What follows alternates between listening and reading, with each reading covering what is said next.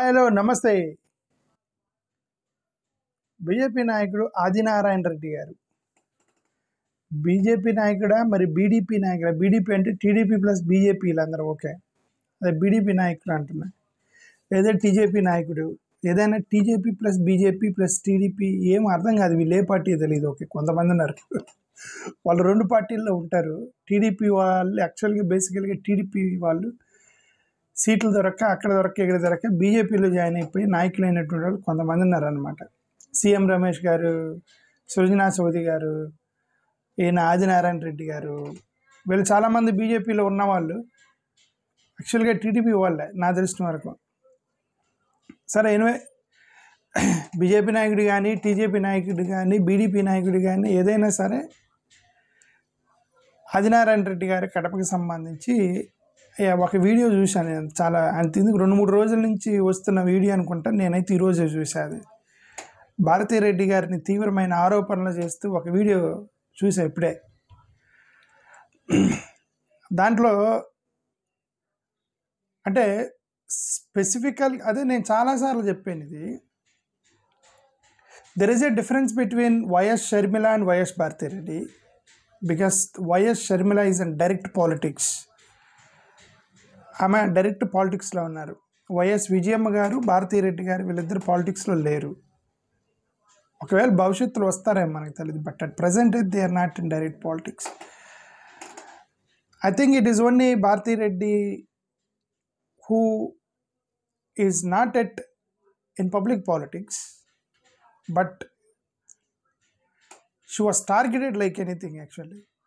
చాలా రోజులు she was targeted. Okay, ఎందుకో మరి స్పెసిఫికల్గా ఆమెను టార్గెట్ చేయడానికి ఎందుకో మనకే తెలియదు. అప్పుడు ఆమెను భారతీరెడ్డి గారిని టార్గెట్ చేయడం వల్ల వీళ్ళకేమైనా ఓట్లు వస్తాయంటే I don't think so. Bharathi Reddy గారిని టార్గెట్ చేస్తే ఓట్ బ్యాంక్ ఏమీ ఉండదు. ఎందుకంటే నా పబ్లిక్ పాలిటిక్స్లో లేదు. పబ్లిక్ వచ్చి స్పీచ్లు ఇవ్వరు. భారతీరెడ్డి గారు పబ్లిక్ వచ్చి స్పీచ్లు ఇవ్వరు కదా. ఆమెకు కోట్ల మంది, జగన్ గారు అనుకున్నట్టు ఆమెకు కోట్ల మంది ప్రజలు ఏమైనా ఆమెను ఫాలో అవ్వలేదు కదా ప్రస్తుతానికి. ఒకవేళ వస్తారేమో, వచ్చినప్పుడు వస్తారేమో కోట్ల మంది ఆమె వెనక్కి. ఇప్పుడైతే లేదు కదా. She never tried that how many people are behind her. ఆమెను స్పెసిఫిక్గా టార్గెట్ చేయటం వల్ల వీళ్ళకి ఓట్ బ్యాంక్ రాజకీయం అయితే ఏమి లేదైతే నేను అనుకుంటాను. There is no vote bank benefit అయితే లేదు భారతీరెడ్డి గారిని టార్గెట్ చేయటం వల్ల. బట్ వీళ్ళు ఎప్పుడు ప్రెస్ మీట్ పెట్టిన ప్రతిసారి ఆమెను ఎందుకు టార్గెట్ చేస్తారో తెలియదు. We don't know why they target Bharathi Reddy. ఇప్పుడు ఆయన ఆదినారాయణ రెడ్డి గారు ప్రెస్ మీట్ పెట్టి ఆయన ఏమంటాడంటే 400 కోట్ల రూపాయల బంగారం కొందో, లేదంటే 400 కిలోల బంగారమో ఏదో విన్నాను. మొత్తానికి 400 కిలోల బంగారము, 400 కోట్ల బంగారం ఏదో అన్నాడు. ఓకే, బంగారం కొంది అని చెప్పేసి అన్నాడు. ఓకే, ఫస్ట్ ఆఫ్ ఆల్ తన దగ్గర ఇప్పుడు ఆయన ఎవరో ఎన్ఆర్ఐ భాస్కర్ రెడ్డి అని ఒక అతను రాగానే రైల్వే ఎయిర్పోర్ట్లో దిగ్గానే అతను అరెస్ట్ చేశారు. ఎందుకంటే తప్పుడు ప్రచారం చేశాడని చెప్పి అరెస్ట్ చేశారు. వైఎస్ఆర్సిపి సోషల్ మీడియా ఇన్ఛార్జ్ ఒక అతను ఉంటాడు, అదే వాట్స్ హిస్ నేమ్, నా దగ్గర ఏమైనా ఇన్ఫర్మేషన్ కావాలంటే నేను అతన్ని అడుగుతుంటాను అనమాట. Tarak Reddy, YSRCP social media incharge Tarak Reddy. అతను యూరియా మీద ఏదో పోస్ట్ చేశాడని చెప్పి అతన్ని అరెస్ట్ చేశారు. వైఎస్ఆర్సిపి సోషల్ మీడియా యూరియా మీద పోస్ట్ చేశాను. అంటే వీళ్ళు ఎందుకు అరెస్ట్ చేస్తున్నారంటే ఆధారాలు లేకుండా తప్పుడు ప్రచారం చేస్తున్నారని కదా అర్థం. The fundamental base of abuse I mean charge against these people is they are spreading fake news, false news అనే కదా వీళ్ళని అరెస్ట్ చేశారు ఇంతమంది సోషల్ మీడియా కార్యకర్తల్ని. మరి ఇప్పుడు ఈ లీడర్స్కి వర్తించవు అవి. లీడర్స్ ప్రెస్ మీట్ పెట్టేదంటే అది చెప్పవచ్చు, ఆధారాలు లేకుండా వ్యక్తిగతంగా చేయొచ్చా అట్లా? ఎనలిస్టుల పేర్లతోటి, పార్టీ అఫీషియల్ స్పోక్స్ పర్సన్స్ పేరుతోటి టీవీ ఛానల్లో కూర్చొని డిబేట్లలో ఎట్లాగంటే అట్లా మాట్లాడి ఆరోపణలు చేయొచ్చా? అవి తప్పుడు ప్రచారం చేయటం కాదు అవి. ఓకే, ఒకవేళ ఆదినారాయణ రెడ్డి గారు చెప్పినట్టుగా భారతిరెడ్డి గారికి ఇంకొక 400-500 కోట్ల రూపాయలు లేదా 400 కేజీలు ఏదో గుర్తులేదండి అన్నాడు ఆయన. 400 కేజీలు బంగారం ఏదో కొన్నారనుకోండి, అది ఇల్లీగల్ అనుకోండి, దాన్ని మీ గవర్నమెంట్ కాదు, ఇది TDP government plus BJP government.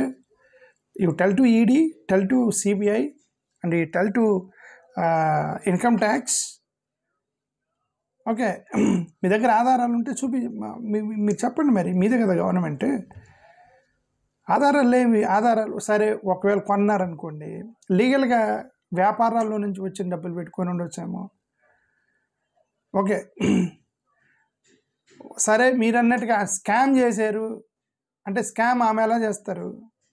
Scam చేయాలంటే ఎవరు చేయాలి? జగన్ గారు, సజ్జల గారు, సుబ్బారెడ్డి గారు, ఏ ఎమ్మెల్యేను, ఎంపీను, ఓకే, లేదంటే ఐఏఎస్ ఆఫీసర్లో, డిపార్ట్మెంట్లో ఉన్నటువంటి ఐపీఎస్ ఆఫీసర్లు, పోలీస్ ఆఫీసర్లు, ఎమ్మెల్యేలు, ఎంపీలు, సర్పంచులు, కార్యకర్తలు, వీళ్ళు స్కాములు చేస్తారు తప్ప. On what capacity she does the scam? Bharathi Reddy garu on what capacity she does? Is MLA, MP, IAS officer, IPS officer, bureaucrat. ఎవరండి భారతిరెడ్డి గారు స్కామ్ ఎలా చేస్తారు అంటున్నాయి డైరెక్ట్గా. ఇప్పుడు వీళ్ళందరూ ఆరోపణ ఏంటంటే జగన్ గారికి వెనక నుంచి సలహాలు ఇస్తున్నారు అనేది ఆరోపణ. సో సిల్లీ అది. ఈ ప్రపంచంలో అది పెద్ద సిల్లీ పాలిటిక్స్ ఏంటంటే ఆంధ్రప్రదేశ్లో ఇదే. నేను నిజంగా చాలా సిల్లీ పాలిటిక్స్ ఆంధ్రప్రదేశ్లో ఏంటంటే, భారతిరెడ్డి గారు చెప్పింది జగన్ గారు వింటారు, జగన్ గారు భారతిరెడ్డి చెప్పింది చేస్తానంటే, భారతిరెడ్డి ఏంది సామా, జగన్ ఏంది, భారతిరెడ్డి ఏంది? ఈ ప్రపంచంలో ప్రతి మగవాడు భారీ మాట వినాల్సిందే, లేదంటే మాకు భోజనం పెట్టరు ఇక్కడ.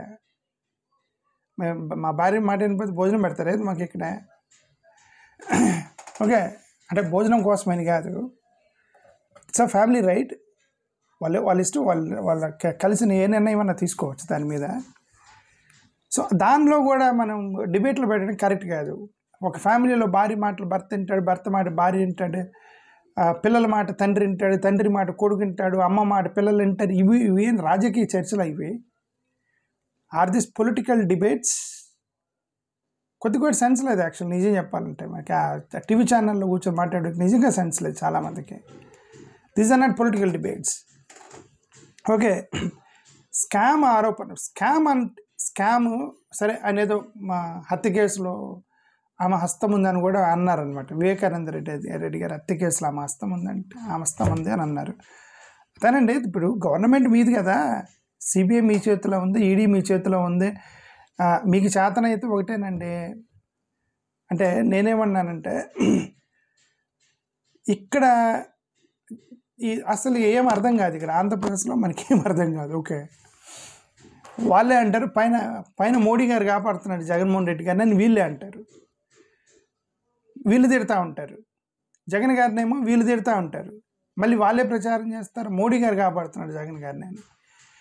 మోడీ గారిని కాపాడి మీరు వెళ్ళండి మోడీ గారి దగ్గరికి, ఎందుకు కాపాడుతున్నారు జగన్ అని అడిగారా మీరు? మీ పార్టీ వాళ్ళు ఏమంటే మేము పార్టీ కోసం మీ జెండా మోస్తుంటే మేము జగన్ జైలుకి వెళ్ళాలనుకుంటున్నాం, భారతిరెడ్డి గారు జైలుకి వెళ్ళాలనుకుంటున్నాము, నువ్వెందుకు కాపాడుతున్నావు అని అడగండి పోయి మోడీ గారిని. అడగండి పోయి, మీరు ధర్నా చేయండి, మోడీ గారి ఇంటి ముందు దండాలు పట్టుకుని ధర్నా చేయండి. అది చేయలేరు కదా. మరి అలాంటప్పుడు పెద్దోళ్ళు చెప్పిందేనండి. ఒకవేళ పెద్దోళ్ళు అండి, వాళ్ళు మంచి నిర్ణయం తీసుకుంటారు. బీజేపీ నాయకులకి వాళ్ళ నాయకత్వాన్ని మనం అంగీకరించాలి, వాళ్ళని మనం ప్రశ్నించకూడదు. మోడీ గారిని, అమిత్ షా గారిని మనం ప్రశ్నించకూడదు. దర్ గుడ్ లీడర్స్ నీకు అనిపిస్తే మరి వాళ్ళు ఒకవేళ నిజం కాపాడితే వదిలేయాలి. మీకెందుకు ఇక్కడ లోపల? పైన వాళ్ళు కాపాడారు అనుకోండి జగన్ గారిని, what right you have the local leaders to question Jaganmohan Reddy? And if you want to question Jaganmohan Reddy here and you have to question there who is protecting him as per media reports. Okay, ఇదంతా కూడా ఏంటంటే పైన ఇదే అదే సరే, ఏదేమైనా సరే నేను కొద్దిగా డీప్కి వెళ్తలేదు. ఎందుకంటే అటు చూసి మళ్ళీ జగన్ గారు కూడా మళ్ళీ the student of the same school అని నాకు అనిపించేది. ఓకే, ఇప్పుడు ఇంకా అల్టిమేట్ కూడా ఆయన కూడా ఏంటంటే మళ్ళీ ఎన్డీఏ వైపుకి వెళ్తాడేమోనని నాకు ఎక్కడో, అందుకని డీప్కి వెళ్తా ఈ సబ్జెక్ట్ మీద. But on morality grounds and moral grounds Bharathi Reddy గారిని టార్గెట్ చేయడం అయితే కరెక్ట్ కాదని నేను అనుకుంటున్నా. నాట్ ఓన్లీ భారతీ రెడ్డి గారు, any house wife who is not in public debates, public politics, and we are not supposed to target, and she is the most victimized woman in Andhra Pradesh. Bharathi Reddy గారు public platform మీదకి రాకుండానే కంటిన్యూస్గా డిబేట్లు, thumbnails, డిబేట్లు, ఆమెను arrest చేసి తనకి అయిపోయింది, భారతీ రెడ్డిని అరెస్ట్ చేశారని చెప్పి స్ట్రాటజీ ఏదో నాకు తెలీదు అసలు. I don't know why. అదే నేను చెప్తున్నాను ఇంకొకసారి, భారతీ రెడ్డి గారిని అరెస్ట్ చేయడం వల్ల ఒక ఓటు పడదు వీళ్ళకి. జగన్ గారిని అరెస్ట్ చేస్తే జగన్ గారి మీద మీ పొలిటికల్ అపోనెంట్ కాబట్టి, అది ఓట్లు plus or minus, gain or loss, advantage or disadvantage, benefit or no benefit, అది మొత్తం కూడా జగన్ నుంచి వస్తుంది. భారతీ గారి దగ్గర నుంచి ఏమొస్తే వీళ్ళకి ఓట్ల పరంగా రావు. మరి then what is the strategy of targeting Bharathi Reddy every time?